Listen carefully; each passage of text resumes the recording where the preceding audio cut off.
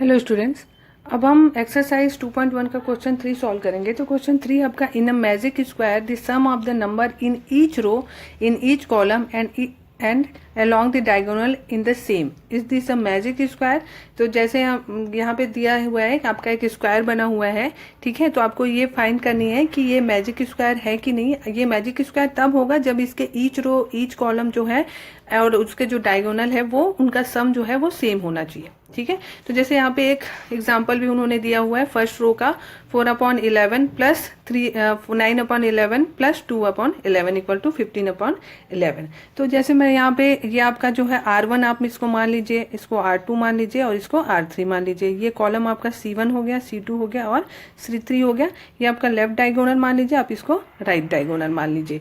तो आपका R1 का आंसर आ गया आपका 11/15। अब हम R2 की तरफ चलें तो R2 का आपका क्या हो जाएगा 3/11 प्लस 5/11 प्लस 7/11। तो सभी के डिनोमिनेटर सेम है तो आप डायरेक्ट इसको प्लस कर सकते हैं। तो 3 प्लस 5 प्लस 7 आपका कितना आएगा 15/11, ठीक है। अब हम वैसे ही R3 की तरफ चलें तो R3 का क्या हो जाएगा 8/11 प्लस 1/11 प्लस 6/11। तो यहाँ पे भी डिनोमिनेटर सेम है तो 8 प्लस 1 प्लस 6 इक्वल टू क्या हो जाएगा 15/11। तो यहाँ के तीनों के रो जो है सभी के का सम जो है 15/11 है, यानी सेम है। अब हम कॉलम की तरफ चलें तो कॉलम C1 लें तो C1 equal to 4/11 plus 3/11 plus 8/11। तो इसके भी डिनोमिनेटर सेम है तो 11 होगा। 4 प्लस 3 प्लस 8 इक्वल टू 15/11। वैसे C2 की तरफ चले तो 9/11 प्लस 5/11 प्लस 1/11 इक्वल टू आपका सेम है डिनोमिनेटर। तो क्या हो जाएगा 9 प्लस 5 प्लस 1 इक्वल टू 15/11। वैसे C3 देखें तो C3 आपका ये है 2/11 प्लस 7/11 प्लस 6/11। तो ये आपका सेम हो जाएगा डिनोमिनेटर। तो 2 प्लस 7 प्लस 6 इक्वल टू 15/11। तो ये भी देख लीजिए कि जो है यहाँ पे भी जितने भी आपके कॉलम है उनका भी सम आपका सेम आ रहा है, ठीक है। अब हम चलते हैं डायगोनल की ओर। तो लेफ्ट डायगोनल की आपका तरफ क्या हो जाएगा 4/11 प्लस 5/11 प्लस 6/11, ठीक है। तो अब इसका भी अगर हम सम करें तो 4 प्लस 5 प्लस 6 इक्वल टू 15/11 होगा।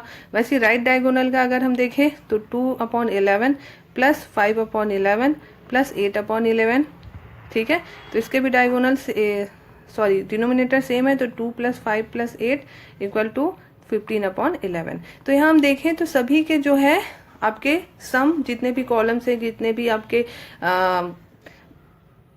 डायगोनल्स हैं, जितने भी आपके रोस हैं, सभी के जो है ईच के जो है सम जो है सेम है, यानी आपका ये आपका एक मैजिक स्क्वायर है, ठीक है। तो इस तरीके से ये आपका क्वेश्चन 3 सॉल्व होगा।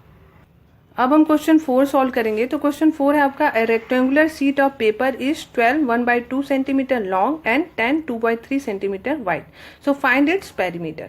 तो यहाँ पे एक रेक्टेंगुलर शीट के बारे में बात हो रही है, एक पेपर के बारे में बात हो रही है जिसकी लंबाई जो है इतनी है और चौड़ाई इतनी है, ठीक है। तो लेंथ ऑफ शीट कितनी है आपकी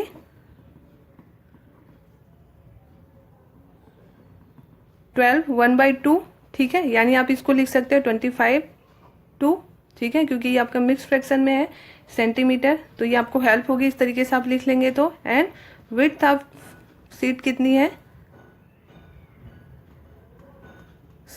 विड्थ बोल सकते हैं या फिर आप उसको ब्रेड बोल सकते हैं, ठीक है। तो 10 2/3 है, यानी आप इसको लिख सकते हो 32/3 सेंटीमीटर, ठीक है। तो यहाँ पे एक रेक्टेंगुलर शीट की बात हो रही है। तो हमको पता है पेरीमीटर ऑफ रेक्टेंगल क्या होता है 2 लेंथ प्लस ब्रेथ होता है, यानी विड्थ होता है, ठीक है। या आप इसको ब्रेथ लिख सकते हैं। अब यहाँ पे वैल्यू पुट कर लीजिए। 2 लेंथ आपकी कितनी 25/2 प्लस 32/3, ठीक है। तो अब ये सॉल्व करेंगे। 2 पहले ब्रैकेट के अंदर की चीजें सॉल्व कर ले। 2 और 3 का एलसीएम निकालेंगे तो 6 आएगा। तो 25 × 3 प्लस 32 इंटू ये 3 को 6 से डिवाइड करेंगे तो 2 आएगा और यहाँ पे ये मल्टीप्लाई होगा। ठीक है, अब आगे सॉल्व करें तो आगे क्या हो जाएगा 275 प्लस आपका हो जाएगा ये 64। ठीक है, फिर 2 ब्रैकेट में आप ऐड हो जाएगा तो कितना हो जाएगा, तो इसको ऐड कर लेंगे तो 139 divided by 6।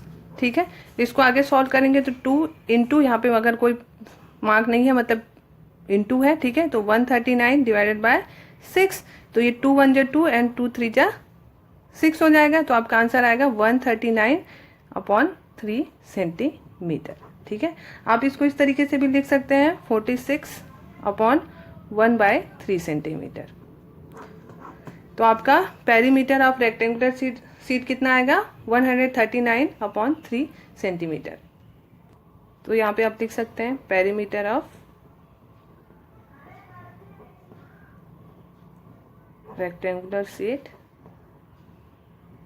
Equal to 46/1/3 centimetre. ठीक है, तो यहाँ पे सिर्फ सबसे इंपॉर्टेंट चीज है कि आपको ये फॉर्मूला जो है याद होना चाहिए कि पेरीमीटर ऑफ रेक्टेंगल क्या होता है। फिर आप इस फॉर्मूले में वैल्यू पुट करेंगे तो आपको आंसर मिल जाएगा। अब हम क्वेश्चन 5 देखेंगे। तो क्वेश्चन 5 है आपका find the perimeter of, first है आपका ट्राइंगल ABE एंड सेकेंड है the rectangle BCDE in this figure whose perimeter is greater.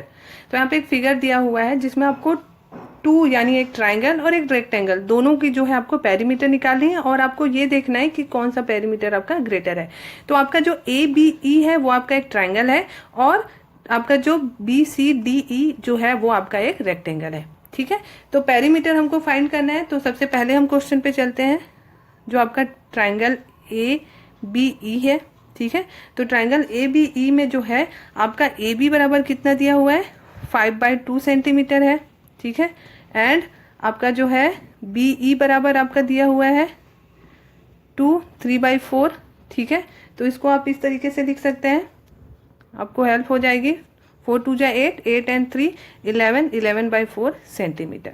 उसी तरीके से अगर हम AE की बात करें तो AE आपका कितना है 3/5 है सेंटीमीटर। तो आप भी इसको इस तरीके से लिख सकते हैं 18/5 सेंटीमीटर। ठीक है, तो हमको पता है कि क्या होता है पेरीमीटर ऑफ ट्राइंगल, क्या होता है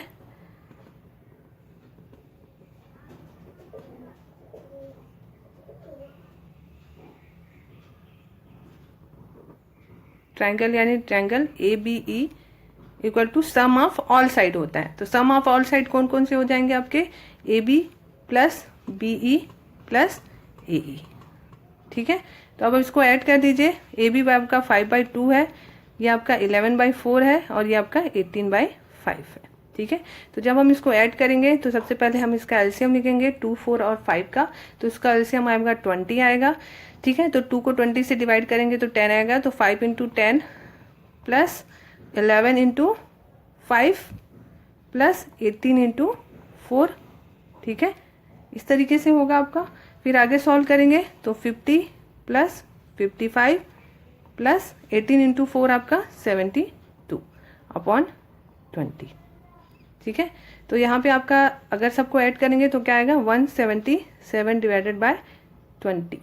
ठीक है, सेंटीमीटर। तो ये आपका होगा ट्रायंगल का पेरीमीटर। आप इसको इस तरीके से भी लिख सकते हैं 817 डिवाइडेड बाय 20 सेंटीमीटर। आप 20 को 177 से डिवाइड करेंगे, 177 को 20 से डिवाइड करेंगे तो ये आपको इस तरीके से मिलेगा। ठीक है, तो ये हम लोगों ने ट्राइंगल की बात की, ये आपका ट्राइंगल का पेरीमीटर हम निकाल लिए। अब हम बात करेंगे रेक्टेंगल की। जो रेक्टेंगल है आपका है BCDE। ठीक है, तो आपका रेक्टेंगल BCDE में हम देखें तो आपका जो है DE आपकी कितनी है, या आप ED बोल सकते हैं, या DE आपका कितनी है 7/6 सेंटीमीटर, जो आपकी क्या है विड्थ है यानी चौड़ाई है। ठीक है, लंबाई आपकी कितनी है यानी BE आपकी कितनी है 3/4 सेंटीमीटर, यानी आप इसको लिख सकते हैं 11/4 सेंटीमीटर। ठीक है। तो अगर हमको पेरीमीटर निकालनी है तो हमको, क्योंकि आपको पता है कि रेक्टेंगल में जो आमने सामने की भुजाएं होती हैं वो क्या होती है, सेम होती है। यानी जो आपका BC है वो आपके DE के इक्वल है और BE जो है वो आपके CD के इक्वल है। ठीक है। तो अगर आपकी एक की भी वैल्यू दी हुई है तो आप जो है पता कर सकते हैं। ठीक है। तो पेरीमीटर ऑफ रेक्टेंगल आपका BCDE क्या हो जाएगा आपका, 2 लेंथ प्लस ब्रेथ, जैसे मैंने आपको बताया था। वैल्यू आप उसमें पुट कर लीजिए, क्या हो जाएगा आपका 2 लेंथ आपका है 11/4, ये आपका लेंथ है, प्लस ब्रेथ आपका कितना है 7/6। अब इसको आगे सॉल्व करेंगे तो 2 एलसीएम निकालेंगे 6 और 4 का तो आपका 12 आएगा। ठीक है। तो 11 प्लस इंटू 4 का 4 से डिवाइड करेंगे तो 3 बार में जाएगा, प्लस 7 इंटू 2। ठीक है। तो आगे सॉल्व होगा 233 प्लस 14 डिवाइडेड बाय 12। ठीक है। और आगे इसको सॉल्व करें तो 2 आप जब प्लस करेंगे तो आपका कितना आ जाएगा 47/12। ठीक है। फिर आगे इधर मैं आपको सॉल्व कर देती हूँ। ठीक है। ये आपका हो जाएगा 2 इंटू 47 डिवाइडेड बाई 12, तो 2 1 जा 2, 2 6 जा 12 equal to 47 divided by 6 centimetre. ठीक है। तो आपका रेक्टेंगल का पेरीमीटर कितना होगा 47 डिवाइडेड बाय 6 सेंटीमीटर, या आप इसको लिख सकते हैं 756 सेंटीमीटर। ये आपका क्या होगा पेरीमीटर। अब यहाँ बात हो रही कि कौन सा ग्रेटर है। ठीक है। तो अगर आप इसको देखें और इसको देखें तो दोनों में आपको कौन सा ग्रेटर दिखाई दे रहा है, तो आपका जो ट्राइंगल का जो पेरीमीटर है वो आपका ग्रेटर होगा रेक्टेंगल से, पेरीमीटर से। ठीक है। तो ये आपका हो जाएगा 8 17 20 इज ग्रेटर देन आपका क्या होगा 7 5.6, यानी जो आपका perimeter of triangle ABE is greater than the perimeter of rectangle BCD। ठीक है। तो दोनों को अगर हम कंपेयर करें तो इस पेरीमीटर को कंपेयर करें तो ये वाला जो आपका पेरीमीटर है, जो ट्राइंगल का पेरीमीटर है, वो आपका ग्रेटर देन है आपके रेक्टेंगल से। ठीक है। तो इस तरीके से जो है ये आपका क्वेश्चन 5 जो सॉल्व होगा। Thank you.